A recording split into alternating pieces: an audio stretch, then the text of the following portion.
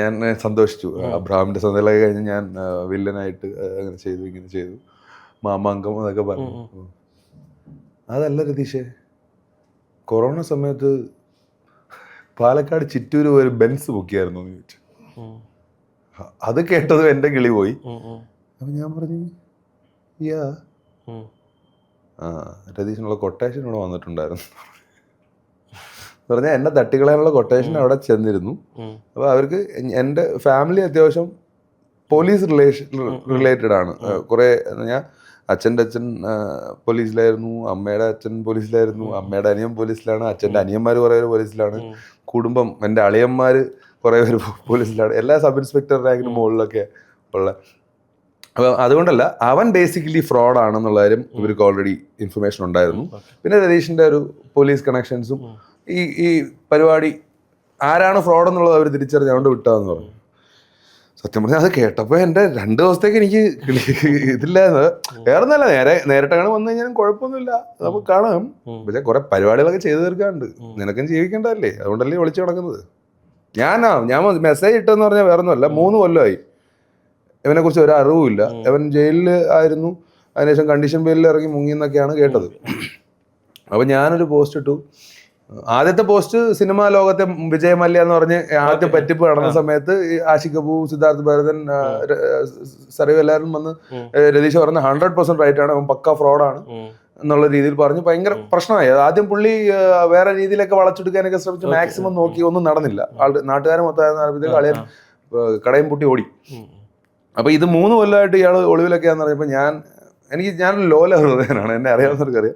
ഞാൻ പറഞ്ഞു, സാധാരണ you just come out of a hiding, I'm not gonna chase you, you go lead your life, എന്താന്ന് വെച്ചാൽ നീ ചെയ്, ഞാൻ നിന്നെ പുറകെ വരുത്തില്ല, I'm not gonna hunt you down and all. ഞാൻ നിന്നെ ക്ഷമിച്ചിരിക്കുന്നു എന്ന് പറഞ്ഞ്, എൻ്റെ മോഹം തളർന്നു പോയ സംഭവമാണ്, ക്ഷമിച്ചിരിക്കുന്നൊക്കെ പറഞ്ഞ് പോസ്റ്റ് ഇട്ടതും ഈ ആദ്യം വിളിച്ച ഈ സംഭവം, ഇത് ഞാൻ ആദ്യം പോസ്റ്റ് ഇട്ടപ്പോൾ എന്നെ വിളിച്ച ഒരു 10-16 പേര് റിയൽ ആയിട്ടുണ്ട്. ആ നമ്പർ ഞാൻ സേവ് ചെയ്ത് വെച്ചിട്ടുള്ളതുണ്ട്. അല്ലാതെ ഇഷ്ടംപോലെ പേര് വിളിച്ചു, അവരെ പറ്റിച്ചെന്നും പറഞ്ഞു.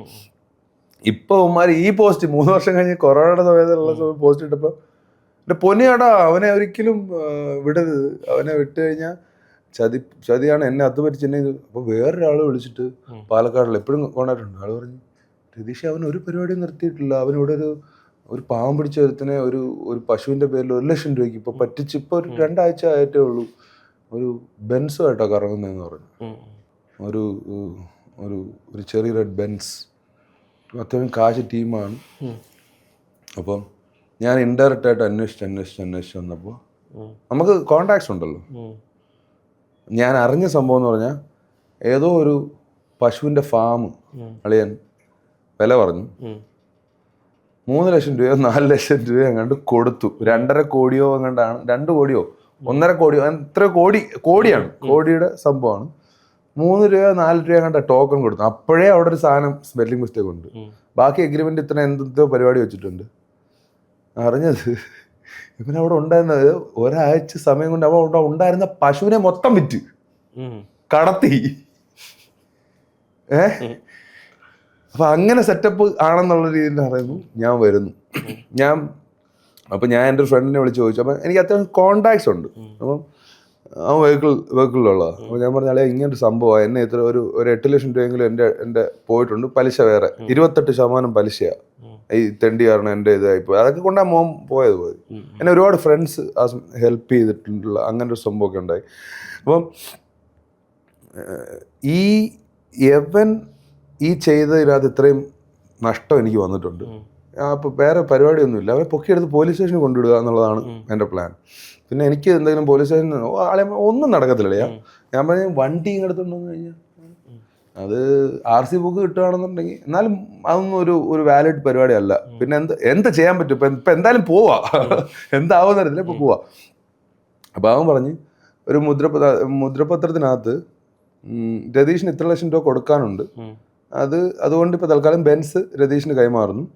3 മാസത്തിനകം രതീഷിന് ഇത്ര ലക്ഷം രൂപ കൊടുത്തില്ലെന്നുണ്ടെങ്കിൽ രതീഷിന് ബെൻസ് എന്ത് വേണം ചെയ്യാൻ മേടിച്ചോ. അതുകൊണ്ട് കാര്യമൊന്നുമില്ല, മേടിച്ചോ, എന്തായാലും ഇപ്പോൾ ബെൻസിൻ്റെ കയ്യിലിരിക്കുമല്ലോ, കാശ് എന്തായാലും കിട്ടുമല്ലോ, അല്ലാതെ നമ്മക്കെ എടുത്തോണ്ട് കാര്യമൊന്നുമില്ല.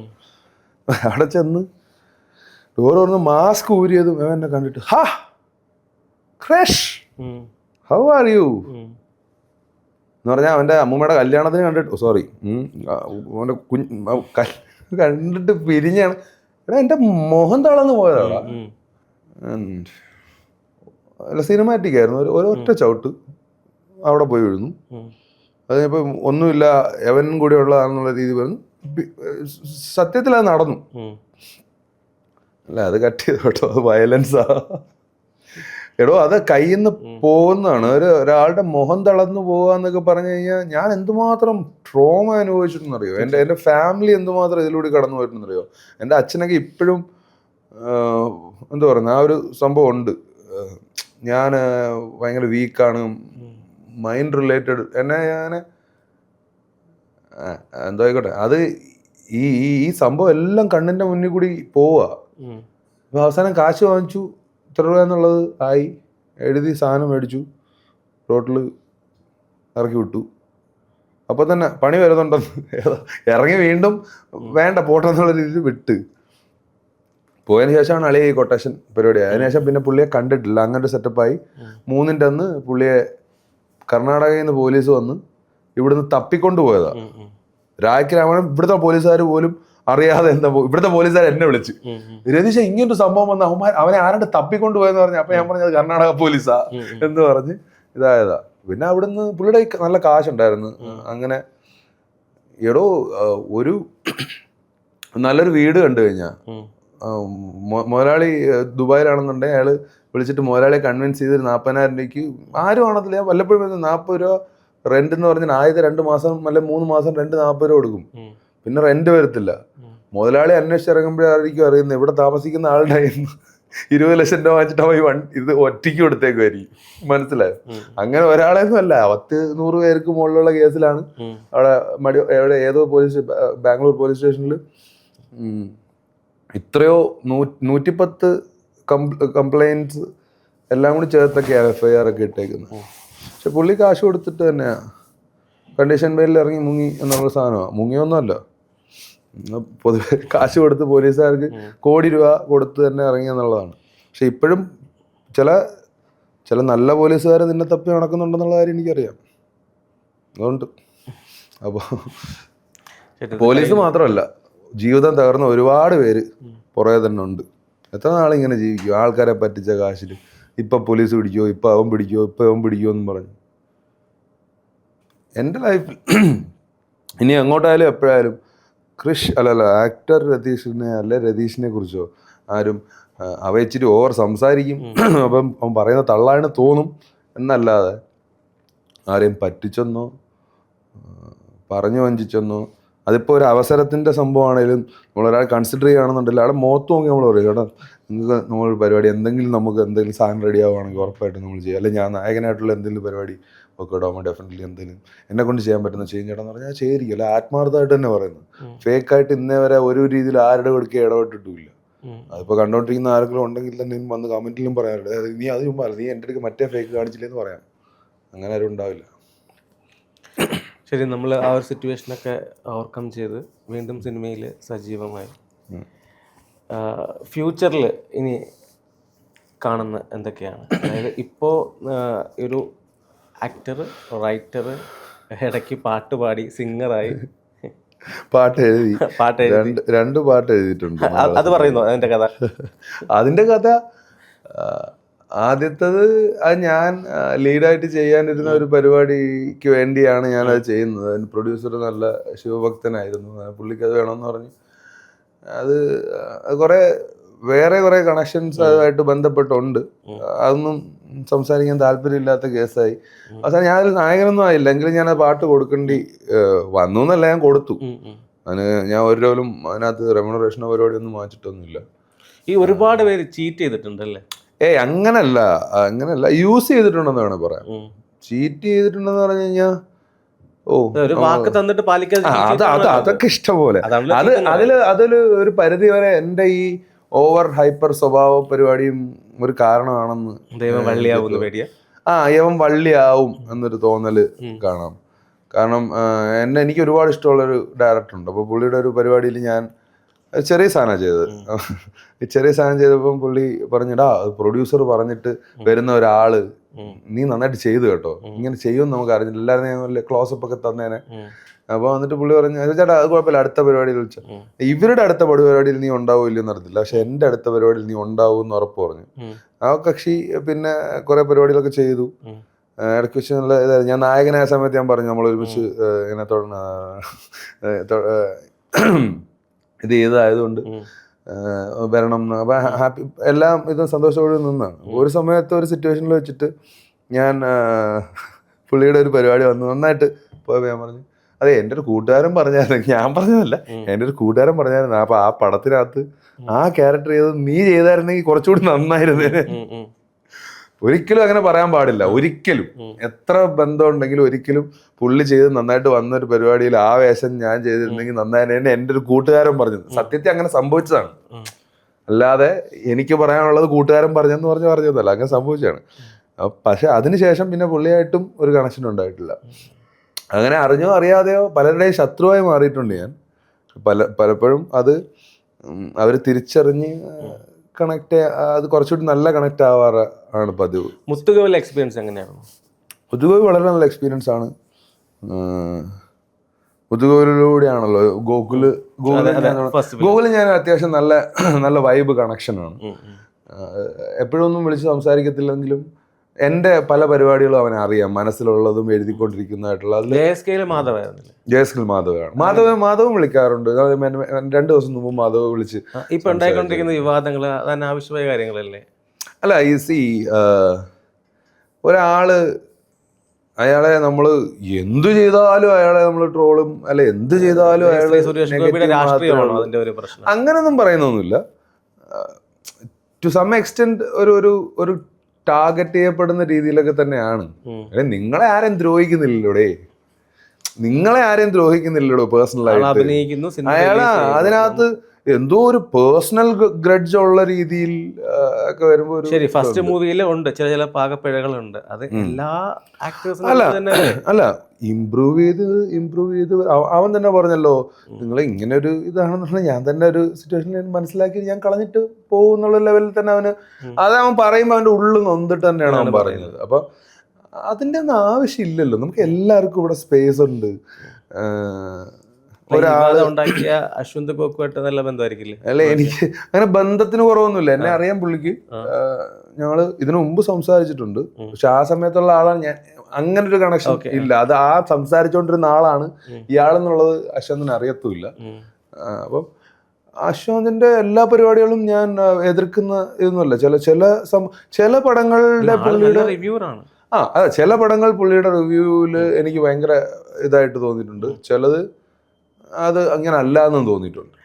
അനാവശ്യമായിട്ടത് പറയുന്നത് എനിക്ക് ചിലതൊക്കെ ടാർഗറ്റ് ചെയ്യുന്ന അങ്ങനല്ല. അത് ഓക്കെ, അത് അങ്ങനെയാണ്, പുള്ളി പറഞ്ഞ ഓക്കെയാണ്. പക്ഷെ ഇത് ഇത്രയും പറയണമായിരുന്നോ എന്നൊരു സാധനം. കാരണം അപ്പുറത്ത് നിൽക്കുന്നവനും മനുഷ്യനാണ്. ഈ മനുഷ്യരെ കൺസിഡർ ചെയ്യുന്ന ഒരു സിറ്റുവേഷൻ അല്ലാതെ പിന്നെ എന്താണ് നമ്മൾ ഈ ജീവിതം കൊണ്ട് ഉദ്ദേശിക്കുന്നത്? സീരിയസ്ലി ഇവിടെയും പലപ്പോഴും നമ്മൾ ഈ മെന്റൽ ഹെൽത്തിനൊന്നും ഒരു ഇമ്പോർട്ടൻസ് ഇവിടെ കൊടുക്കുന്ന ഒരു സ്ഥലത്തല്ല നമ്മൾ കടന്നു പോയിക്കൊണ്ടിരിക്കുന്നത്. ഇത് പല പരിപാടികളും, അത് ഞാൻ വരുന്ന എൻ്റെ പരിപാടികളിലൂടെ തന്നെ പറയാൻ വെച്ചേക്കുന്ന പല കാര്യങ്ങളും ഉണ്ട്. അപ്പോൾ ചിലതൊക്കെ ഞാൻ അതിപ്പോഴേ പറഞ്ഞു കഴിഞ്ഞാൽ അത് ആർക്ക് വേണമെങ്കിലും എടുത്തിട്ടൊരു സാധനം ആക്കാൻ പറ്റും. അങ്ങനെ ഉള്ള പരിപാടികളാണ്. അത്തരം കോൺഫിഡൻഷ്യൽ കാര്യങ്ങൾ നമുക്ക് വേണ്ട. അവിടെ നമുക്ക് ഇനിയും കാണേണ്ടതാണല്ലോ. ആ സമയത്ത് നമുക്ക് വീണ്ടും ഡിസ്കസ് ചെയ്യേണ്ട കാര്യങ്ങളാണ്. ഇപ്പം നമ്മൾ നിന്നത് മുത്തുകോവിൽ എക്സ്പീരിയൻസിലായിരുന്നു.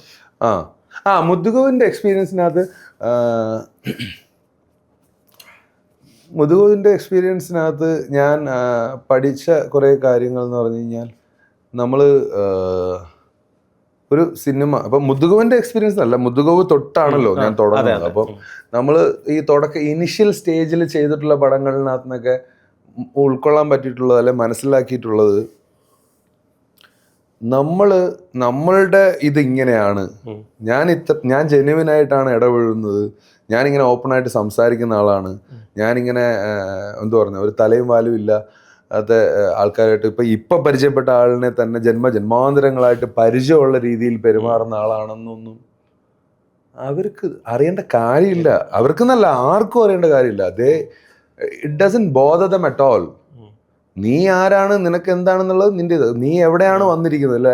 നിവിൻപോൾ പറഞ്ഞു നീ ആരാണ്, നീ എവിടെയാണ് നിൽക്കുന്നതിനെ കുറിച്ചുള്ള പൂർണ്ണ ബോധ്യം നിനക്ക് വേണം എന്ന് പറയുന്ന കണക്ക് തന്നെയാണ് സിനിമ. ഞാനിതാണ്, ഞാൻ അങ്ങനെ പറയും, ഞാൻ അങ്ങനെ പറയും, ഞാൻ ഓപ്പൺ ആണ്, ഞാൻ കാര്യമില്ല. അവിടെ നിൽക്കേണ്ട രീതിയിൽ നിൽക്കുക. സിനിമ എന്താണോ ആവശ്യപ്പെടുന്നത് അത് മാത്രം. അത്രേ ഉള്ളൂ. നിന്നെ വിളിച്ചേക്കുന്ന അഭിനയിക്കാനാണെങ്കിൽ നീ അഭിനയിച്ചാൽ മാത്രം മതി. നീ അവിടെ ഡയറക്ടറിന്റെ പണി എടുക്കാൻ നിൽക്കണ്ട, അസിസ്റ്റന്റ് ഡയറക്ടറിന്റെ പണി എടുക്കാൻ നിൽക്കണ്ട, നീ അവിടെ വേറെ ആരുടെയും പണി എടുക്കാൻ നിൽക്കണ്ട. നീ നിന്റെ പണി മാത്രം എടുത്താൽ മതി. അതിൽ ഉള്ള കുഴപ്പങ്ങളുണ്ടായിരുന്നു. കാരണം ഇപ്പം എന്തെങ്കിലും ഒരു സംഭവം കണ്ടു കഴിഞ്ഞാൽ അത് അങ്ങനെ ഇങ്ങനെ എന്നൊക്കെ എന്തൊരു കാര്യമുണ്ട്, ഒരു കാര്യമില്ല. പിന്നെ ഞാൻ ലീഡായിട്ട് ചെയ്തിട്ടുള്ള പടത്തിൻ്റെ തന്നെ ബേസിക് കഥ മാത്രമേ ഞാൻ കേട്ടിട്ടുള്ളൂ. തമിഴിൽ ഒരെണ്ണം ഈ വർഷം അവസാനം റിലീസാവും, വാരണം എന്ന് പറഞ്ഞു. അല്ലാതെ ഫ്രഞ്ച് കിസ് എന്ന് പറഞ്ഞൊരു പരിപാടി പൃഥ്വിരാജ് ആ പൃഥ്വിരാജ് അല്ല, ഡയറക്ടർ റൈറ്റർ പൃഥ്വിരാജ് വാസു എന്ന് പറഞ്ഞ പുള്ളിയുണ്ട്. അപ്പം ഇപ്പോൾ പറഞ്ഞു വന്ന സംഭവം മാറിപ്പോയി. അതിപ്പോൾ തുടക്കം പോലെ അങ്ങനെ ആയിരുന്നല്ലോ. മുത്തുകോവിൽ തൊട്ട് ഇതുവരെയുള്ള സിനിമകളിൽ നമ്മൾ പഠിച്ച പാഠങ്ങൾ ഇത് തന്നെ, ഒരാൾക്ക് കൊടുക്കാൻ പറ്റുന്ന ഉപദേശങ്ങൾ എന്ന് പറഞ്ഞാൽ നിങ്ങൾ നന്നായിട്ട് സംസാരിക്കുന്ന അല്ലെങ്കിൽ ഇച്ചിരി ഓവറായിട്ട് സംസാരിക്കുന്ന ആളാണെങ്കിൽ തീർച്ചയായും നിങ്ങളത് കട്ട് ഡൗൺ ചെയ്ത് നിങ്ങളൊന്ന് ടോൺ ഡൗൺ ചെയ്ത് നിങ്ങൾ എസ്പെഷ്യലി ലൗഡാണെങ്കിൽ, ഞാൻ ഭയങ്കര ലൗഡാണ്. അപ്പോൾ അത് ഞാൻ ഇങ്ങനെയാണെന്ന് പറഞ്ഞൊരു സാധനം ഒരു 2-3 വർഷം അങ്ങ് പോയി കിട്ടി. അപ്പോൾ അത് ഈ 2-3 വർഷം നിങ്ങൾക്ക് സേവ് ചെയ്യാൻ പറ്റും. കാരണം നമ്മൾക്ക് എന്താണോ പറഞ്ഞിട്ടുള്ള പണി അത് മാത്രം ചെയ്യുക, അത് മാത്രം ഇത് ചെയ്യുക എന്നുള്ളതുണ്ട്. പിന്നെ ഈ എത്ര നമ്മൾ പ്ലാൻ ചെയ്തിട്ട് വന്ന് നമ്മൾ അങ്ങനെ നിൽക്കാൻ ശ്രമിച്ചാലും ചിലപ്പോൾ ചില ആൾക്കാരുടെ, ഇപ്പം ഞാൻ ഫോർ എക്സാമ്പിൾ ലവന്മാരോ ADHD എന്ന് പറയുന്നത് ഞാൻ ഓക്കെ ആവാൻ കാരണം എന്ന് പറഞ്ഞാൽ ചിലപ്പോൾ അങ്ങനെ ആയിരിക്കും. ഞാൻ ട്രൈ ചെയ്യുന്നുണ്ടല്ലോ, ഞാൻ മാക്സിമം ആരുടെയും സംസാരിക്കാതെ മിണ്ടാതെ ഇരിക്കാൻ, അല്ലെ കഥകൾ എൻ്റെ കയ്യിലുള്ള കഥകൾ അവരുമായിട്ട് ഡിസ്കസ് ചെയ്യാതിരിക്കാൻ ഞാൻ മാക്സിമം ശ്രമിക്കുന്നുണ്ട്. Because I want to do that. And എല്ലാം ഒരു നടനെന്ന രീതിയിൽ പേരെടുത്ത് നല്ല രീതിയിൽ നിന്ന് ആൾക്കാരുടെ ഇഷ്ടം നേടിയെടുത്തതിന് ശേഷം മേ ബി കഥകളിലേക്ക് കയറാം എന്നുള്ളൊരു സാധനമുണ്ട്. അതൊക്കെ പിന്നെ എങ്ങനെയാണ് ഏതാണെന്നുള്ളതൊന്നും നമ്മുടെ കയ്യിലല്ലാത്ത കാര്യങ്ങളായതുകൊണ്ട് ഞാൻ ഒരു അസോസിയേറ്റ് റൈറ്ററായിട്ട് 1-2 വലിയ പരിപാടികൾ ദൈവം സഹായിച്ച് അല്ലെങ്കിൽ പ്രകൃതിയുടെ സഹായത്തോടുകൂടി. സേഫ് ആണോ പുതുതായിട്ട് വരുന്ന ആൾക്കാർക്ക്? സേഫ് ആണോ എന്ന് ചോദിച്ചു കഴിഞ്ഞാൽ, if at all you are ready to think out of the box, ഏത് സ്ഥലത്തായാലും നിങ്ങൾ സേഫാണ്. You should never go with the flow. അത് നമ്മളെ ഒരുപാട് ടയർസമാക്കാം, നമുക്ക് അപകർഷതാ ബോധം ചിലപ്പോൾ വരുത്തിയേക്കാം, ഒന്നും നടക്കുന്നില്ല എന്നൊരു തോന്നലിൽ നമ്മൾ കുറേ നാൾ സ്റ്റക്കായി നിന്നേക്കാം. പക്ഷേ you should not stop continuing what you are doing. ആ എഫേർട്ടുകൾ അത് ലെജിറ്റിമേറ്റ് ആയിട്ടും ജെന്യുവനായിട്ടും നിങ്ങളത് ഇട്ടുകൊണ്ടിരുന്നതിൽ ലൈക്ക് അതൊരു സത്യമാണ്. It can never go unnoticed. Hard work never will go unnoticed. അങ്ങനൊരു സാധനമുണ്ട്. അപ്പോൾ ഒരു സമയത്ത് അത് നിങ്ങൾ പോലും അറിയാത്തൊരു സമയത്ത് ചിലപ്പോൾ അത് രാവിലെ എണീറ്റ് കണ്ണു തുറന്നു എന്ന് തോന്നുന്ന ഒരു സാധനം തന്നേക്കാം. Cinema is magic. I always believe in magic. But ചുമ്മാ കണ്ണു അടച്ച് ഒരു പണിയെടുക്കാതെ ഞാൻ മാജിക്കിൽ ബിലീവ് ചെയ്യുന്നു, ഞാൻ സിനിമയിൽ വിശ്വസിക്കുന്നു എന്ന് പറഞ്ഞിട്ടൊന്നും കാര്യമില്ല. ജോലി കളഞ്ഞെന്ന് പറഞ്ഞിട്ട് കാര്യമില്ല, ഡെഡിക്കേഷൻ കാണിച്ചെന്ന് പറഞ്ഞിട്ട് കാര്യമില്ല. നീ നിരന്തരം ശ്രമിക്കുകയാണോ, യു ഹാവ് ദ വേൾഡ്. നമ്മൾ പരിശ്രമിക്കുന്നു, ഒരു ഘട്ടം കഴിയുമ്പോൾ സിനിമ നമ്മളുടെ അടുത്തേക്ക് തനിയെ വരും. അങ്ങനെയല്ലേ? ഞാൻ പണ്ട് പറയാം, സിനിമയുടെ ഞാൻ ഒരു ഇന്റർവ്യൂ പറഞ്ഞിട്ടുണ്ട്, സിനിമയുടെ കാലി കെട്ടിപ്പിടിച്ച് കരഞ്ഞ് വിളിച്ച് അങ്ങ് സ്നേഹിച്ചോണ്ടിരുന്നാൽ ആ കാലിൽ നിന്ന് പിടുത്തം വിടാതിരുന്നാൽ മതി. കാലിൽ തന്നെ പിടിക്കണമെന്നില്ല, ആ ഒരു ടച്ച് വിടാതിരുന്നാൽ മതി. ഒരു ദിവസം സിനിമ തിരിച്ച് പ്രണയിച്ചു തുടങ്ങും നമ്മളെ.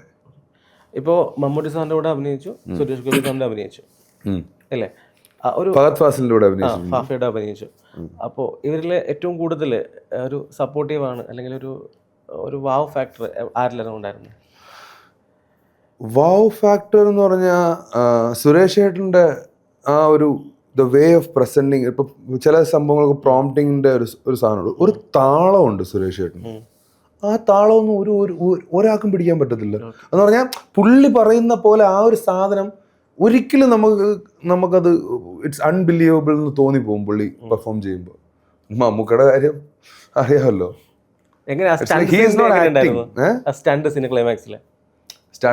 സ്റ്റണ്ട് സീൻ അതാണ് ആദ്യം എടുക്കുന്നത്.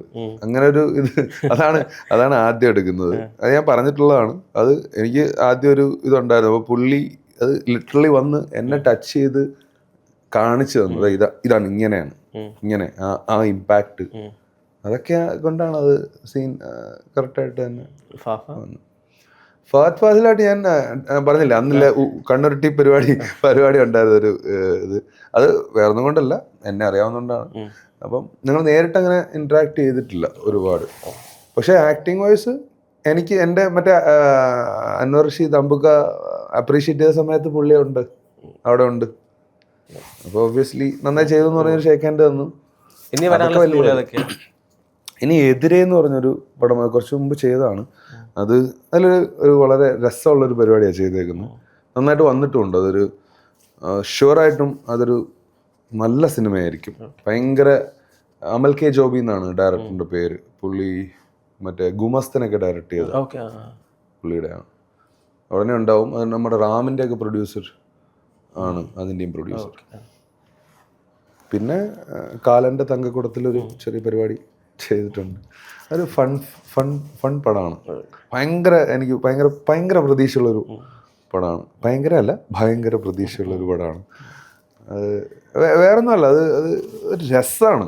എൻ്റെ സെറ്റും എൻ്റെ കൂടെയുള്ള ആൾക്കാരും എല്ലാവരുമായിട്ടുള്ള ഒരു സംഭവം. എനിക്കൊരു അമ്മയെ കിട്ടി സെറ്റിൽ. നമ്മുടെ ജയഹയിലെ ഞങ്ങൾ പുള്ളിക്കാരി ഇപ്പോൾ ലൈക്ക് പാർട്ട് ഓഫ് ലൈഫ് എന്നൊക്കെ ഉള്ള രീതിയിൽ കണക്റ്റഡ് ആണ്. അങ്ങനെ ഒരുപാട് പേര് സിനിമ സെറ്റിൽ നിന്ന് എനിക്ക് അങ്ങനെ ഒരുപാടൊന്നും ഒരുപാട് ബന്ധങ്ങളൊന്നും ഉണ്ടാവാറില്ല. പക്ഷെ ഉണ്ടാവുന്ന ക്വാളിറ്റി ഉള്ള പരിപാടികൾ. കാരണം നമ്മളെ മനസ്സിലാക്കാനുള്ള ഒരു സമയമുണ്ടല്ലോ, ആ സമയം കിട്ടിക്കഴിഞ്ഞിട്ടുള്ള ബന്ധങ്ങളാണ്. ബിജുക്കുട്ടൻ ചേട്ടനായാലും അഭിറാം, അങ്ങനെ വിനീതേട്ടൻ, അങ്ങനെ കുറെ ആൾക്കാരുമായിട്ട് ഉള്ള ഇന്ററാക്ഷൻ വെച്ചിട്ട് കിട്ടുന്ന സാധനങ്ങളുണ്ട്. സിജു സണ്ണി, അങ്ങനെ ഞങ്ങൾ രസമായിരുന്നു. നമ്മൾ ഇത്രയും നേരം സംസാരിച്ചത് ഒരു ആക്ടർ രതീഷ് കൃഷ്ണയോടാണ്. ഇനി നമുക്ക് സംസാരിക്കാൻ ഒരു വലിയ ടോപ്പിക് ഉണ്ട്. പക്ഷെ ആ ടോപ്പിക്ക് നമ്മൾ ഇന്ന് സംസാരിക്കുകയാണെന്നാണെങ്കിൽ കേൾക്കുന്നവർക്ക് എന്നത് ബോറടിക്കും. അപ്പൊ നമുക്ക് ആ ഒരു ടോപ്പിക്കായിട്ട് നമുക്ക് അടുത്തൊരു ദിവസം നമുക്ക് ഇതുപോലെ തന്നെ കാണാം, ഇരിക്കാം. ഒരുപാട് സ്ട്രഗിൾ ചെയ്ത് തന്നെയാണ് ഈ ഫീൽഡിൽ ഇതുവരെ എത്തിയത്. ഒത്തിരി ഇനിയും മുന്നോട്ട് പോകാനുണ്ട്. എൻ്റെ പ്രിയപ്പെട്ട ബ്രോയ്ക്ക് എല്ലാ ആശംസകളും. Thank you very much.